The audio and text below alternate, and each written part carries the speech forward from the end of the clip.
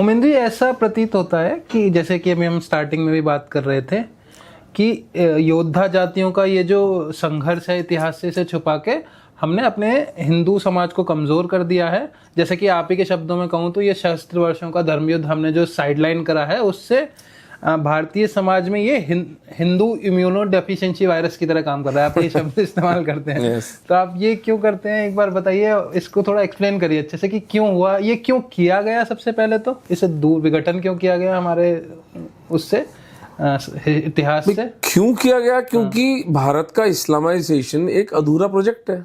ठीक है। जो काम 1400 वर्षों में तलवारों से नहीं हो पाया, वो पेन से करने वो पेन को खरीद के क्या करने का प्रयास हो रहा है, और काफी हद तक सफल भी हुआ है। कैसे किया गया? ह्यूमन इम्यूनो डेफिशिएंसी वायरस, जैसे मैंने आपको निवेदन किया था कि एक बचकानी सोच का प्रसार की सब कुछ अच्छा है, सभी अच्छे तो हैं, क्या बात है। ये उमेंद्र जी इतना गुस्सा क्यों कर रहे हैं? ये बच्चों का मन होता है ना, बाल मन होता है ना, इसीलिए बच्चों के सामने कहते हैं कभी भी पेरेंट्स को झगड़ना नहीं चाहिए।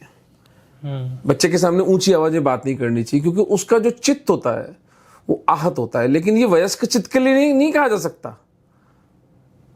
वयस्क के चित्त में हर तरह का घर्षण, हर तरह का फ्रिक्शन एब्जॉर्ब करने की क्षमता होनी चाहिए, तभी वो वयस्क बनता है, वरना वो बच्चा ही है।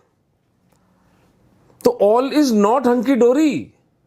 1990 में इस देश के अंदर 5 लाख हिंदुओं को उनके घरों से निष्कासित दुनिया की आंखों के सामने किया गया, और आज तक उसका न्याय नहीं हुआ है। 850 हिंदुओं की हत्या हुई है मोदी जी के प्राइम मिनिस्टर बनने के बाद। डॉक्यूमेंट दे दूंगा आपको, चला देना अपने पॉडकास्ट में। राजनीतिक हत्याएं, मैं स्ट्रे क्राइम्स की बात नहीं कर रहा हूं। हिंदू कार्यकर्ताओं की, संघ के, विश्व हिंदू परिषद के, हिंदू मुन्नानी, राम सेने, अच्छा, इसी कार्य के लिए बस। ये 2014 के बाद 850 हिंदुओं की, मरने वालों के नाम, एफआईआर की कॉपी, अखबार की कटिंग, और मारने वालों के नाम सब बता दूंगा। क्योंकि वो हिंदू कॉजेज के लिए काम कर रहे थे, इसलिए। जी, तो ऑल इज नॉट हंकी डोरी ना भाई। आप कह रहे हो कि सब कुछ ठीक ही तो है, ये हिटमॉन्गर्स कहां से आ गए? जलते घर को देखने वालों, फूस का छप्पर आपका है। वो किसी और की बेटी नहीं उठी पाकिस्तान में, मेरी बेटी उठी। जब तक मेरे अंदर ये बोध नहीं जागेगा, तब तक मैं इस पूरे प्रपंच को समझ ही नहीं सकता। फिर मैं कंधे उचका आगे चले जाऊंगा, ठीक है किसी और की बेटी उठी यार, मेरे को क्या मतलब है। पाकिस्तान, अच्छा पाकिस्तान में ये हो रहा है, आप अधिकतर हिंदुओं से बात करें, अच्छा से पाकिस्तान धरती पर नहीं मंगल ग्रह पर है। हमारा तो कभी था। अच्छा, इन्हीं हिंदुओं को अंटार्कटिका की बर्फ पिघलने का बड़ा कष्ट होता है। इन्हीं हिंदुओं को कोई कबूतर के मकर संक्रांति पे जब पंख कट जाते हैं तो ये अस्पताल लगाते हैं। हिंदू बच्चियां इनको नहीं दिखती। तो ऐसी उल्टी चेतना का जो समाज होता है ना, वहां पर हंटर चलाने पड़ते हैं, वहां कुछ शोर मचाना पड़ता है, वहां धमाके करने पड़ते हैं, बम फोड़ने पड़ते हैं, जब समझ में आती है कि बहरे समाज को सुनाने के लिए। तो ये जो प्रपंच रचा गया कि हिंदुओं को के इतिहास को मिटा दो, ये बहुत सोचा समझा षड्यंत्र था। और मैं अपने शत्रुओं को प्रशंसा करूंगा कि वो काफी हद तक इसमें सफल भी रहे। ये तो इनकी इस पूरी प्रपंच में फांस इंटरनेट ने आकर डाल दी, क्योंकि इंटरनेट के कारण एक तो ये नंगे हो गए, पता चल गया कि झूठ बोल रहे हैं सब, इस हमाम में सब नंगे हैं।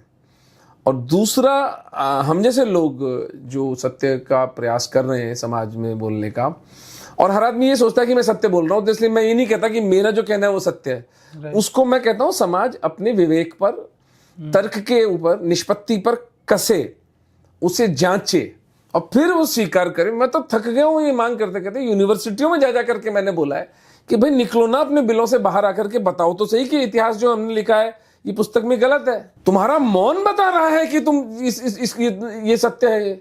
और आप ही की नहीं, ऐसे जितनी भी पुस्तकें आई हैं सब पे वो मौन उसी तरीके से। That is the trick to kill a book. How to kill a book? By not talking about it. ये पुरानी टेक्निक है लेफ्ट की। अच्छा, तो एक बचकाना समाज, एक चाइल्डिश समाज जो होता है वो कभी भी हैप्पी नहीं हो सकता, क्योंकि चाइल्ड जो होता है उसका शत्रुबोध नहीं होता है। तो ह्यूमन इम्यूनो डेफिशिएंसी वायरस क्या करता है? ह्यूमन इम्यूनो डेफिशिएंसी वायरस आपके जो वाइट ब्लड सेल्स हैं जो बॉडी के अंदर आपको डिफेंड करते हैं उनको खत्म कर डालता है। तो आपको छोटे से मोटा कोई भी इन्फेक्शन हो वो आकर के आपको खत्म कर देगा। न्यूमोसिस्टिक कैरिनिया, ट्यूबरकुलोसिस, फंगल इन्फेक्शन से आप मारे जाएंगे, क्योंकि आपकी बॉडी में जो प्रतिरोधक क्षमता है, अब ऐसे तो फिर बचका नहीं है, तो प्रतिरोधक क्षमता, अरे यार सब कुछ अच्छा ही तो चल रहा है, अरे तुम जो प्रत्येक श्वास ले रहे हो उसमें इतने कीटाणु आ रहे हैं जो अगर तुम्हारे WBCs, व्हाइट ब्लड सेल्स, उनको ना मारे तो तुम 24 घंटे जिंदा नहीं रह सकते। ये प्रकृति मैंने तो नहीं बनाई ना, ये प्रकृति ऐसी है।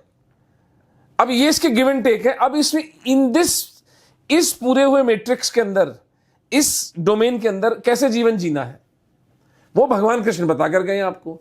धर्म की स्थापना, न्याय की स्थापना, नीति की स्थापना, तटस्थता कोई विकल्प नहीं है।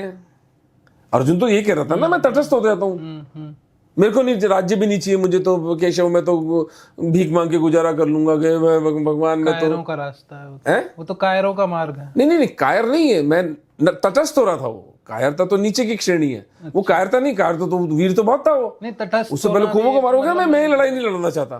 तो भगवान ने क्या कहा, तेरे पास ये विकल्प है ही नहीं कि तू ये लड़ाई लड़ रहे। अगर तू ये लड़ाई नहीं लड़ेगा तो तू अधर्म की तरफ है।